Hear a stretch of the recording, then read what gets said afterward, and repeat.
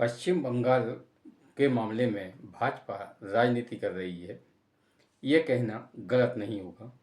पश्चिम बंगाल की ममता सरकार देश की सुरक्षा से खिलवाड़ कर रही है, संविधान से खिलवाड़ कर रही है, लेकिन उसके बाद भी केंद्र सरकार अपनी राजनीतिक हितों को पूरा करने के लिए ही राजनीति कर रही है और खामोश बैठी है। चैनल को सब्सक्राइब कर बेल आइकन प्रेस करें। वीडियो को लाइक एवं शेयर कर कमेंट बॉक्स में अपनी राय जरूर दें। क्या ममता बनर्जी की सरकार संविधान से ऊपर है? पश्चिम बंगाल में ममता बनर्जी पिछले 14 साल से सत्ता में है और ये उनका तीसरा कार्यकाल है। जब से पश्चिम बंगाल में टीएमसी की सरकार बनी है, तब से ये सरकार कुछ ऐसे काम कर रही है जो कि देश के हित में नहीं है। हर बार ममता बनर्जी अपने मुस्लिम वोट बैंक को बचाए रखने के लिए तुष्टीकरण की सभी सीमाएं पार करने पर आमदा रहती हैं। मामला चाहे कोई भी हो, ममता बनर्जी अपने आप को कानून या संविधान से ऊपर मानती हैं। अब ताज़ा मामला ये देखिए, वक्फ संशोधन बिल जो कि अब वक्फ बोर्ड कानून बन चुका है, उसको लेकर ममता बनर्जी ने कह दिया है कि वो इस कानून को अपने राज्य में लागू नहीं करेंगी। इसी तरह उन्होंने सुप्रीम कोर्ट का जो शिक्षक भर्ती घोटाला, टीचर भर्ती घोटाले पर जो फैसला आया है, दीदी कह रही उसको नहीं मानेंगी। तो क्या दीदी की सरकार संविधान से ऊपर है? आप हर बार अपने वोट बैंक को बचाने के लिए कह रही हैं कि हम ये नहीं कर मानेंगे, वो नहीं मानेंगे। क्यों नहीं मानेंगे भाई? सुप्रीम कोर्ट का फैसला आप नहीं मानेंगी, केंद्र का जो संसद ने कानून बनाया है उसको आप नहीं मानेंगी, तो क्या आप संविधान से ऊपर है कि आपकी सरकार संविधान के खिलाफ काम करके चल रही है? ऐसा क्यों?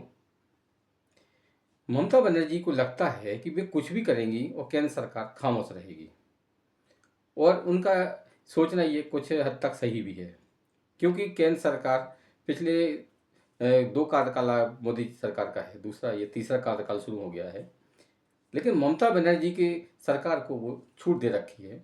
पता नहीं वे मोदी सरकार पश्चिम बंगाल में राष्ट्रपति शासन लगाने से क्यों परहेज कर रही है, जबकि पश्चिम बंगाल में राष्ट्रपति शासन लगाने के पूरे पूरे कारण हैं।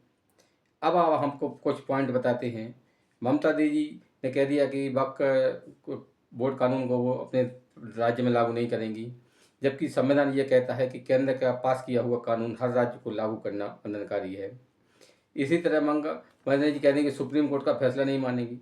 अरे सुप्रीम कोर्ट का फैसला पूरे देश को मानना पड़ता है, ये बात भी संविधान में कही गई है। कोई भी सुप्रीम कोर्ट का फैसला मानने से कोई भी राज्य इनकार नहीं कर सकता है। इसी तरह ममता बनर्जी की एक और देश विरोधी हरकत देखिए कि बांग्लादेश सीमा पर जो कि रोहिंग्या और बांग्लादेशी घुसपैठ करते हैं, उसको रोकने के लिए बांग्लादेश सीमा पर केंद्र सरकार बाड़ लगा रही थी, लेकिन ममता बनर्जी को उसमें भी आपत्ति थी।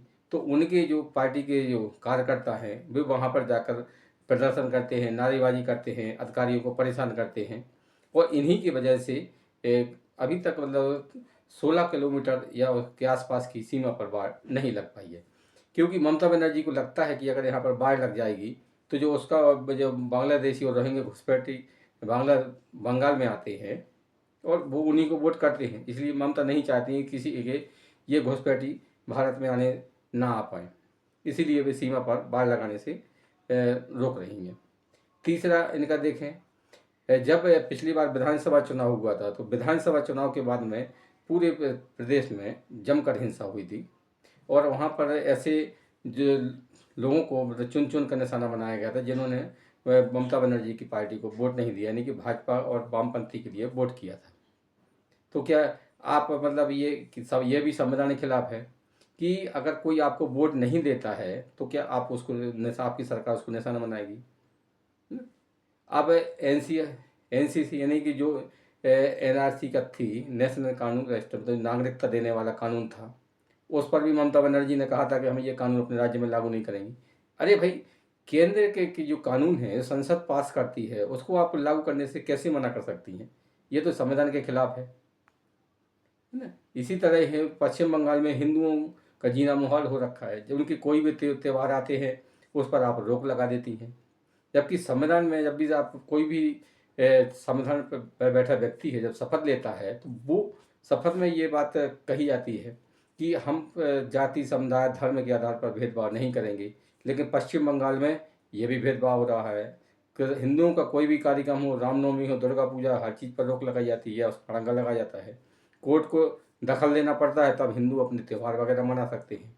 यानी कि पश्चिम बंगाल में राष्ट्रपति शासन लगाने के लिए पूरी तरह परिस्थितियाँ अनुकूल हैं। पश्चिम बंगाल में विधानसभा चुनाव भी देखें हम, तो विधानसभा चुनाव भी वहाँ पर निष्पक्ष नहीं हो पाते हैं, क्योंकि जो केंद्र की फोर्सेस वगैरह जाती हैं उसको ममता बनर्जी सही से तैनाती नहीं करती हैं, या तैनात करने में अड़ंगा लगाती हैं। पता नहीं केंद्र सरकार और केंद्र की मोदी सरकार इस सब पूरे मामले को खामोशी से क्यों देख रही है।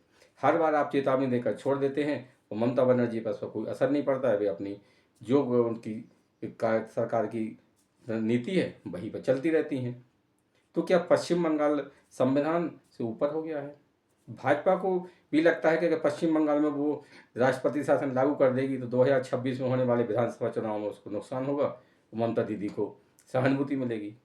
अरे भाई, आप अपने राजनीति के लिए क्या देश की एकता अखंडता से खिलवाड़ करेंगे?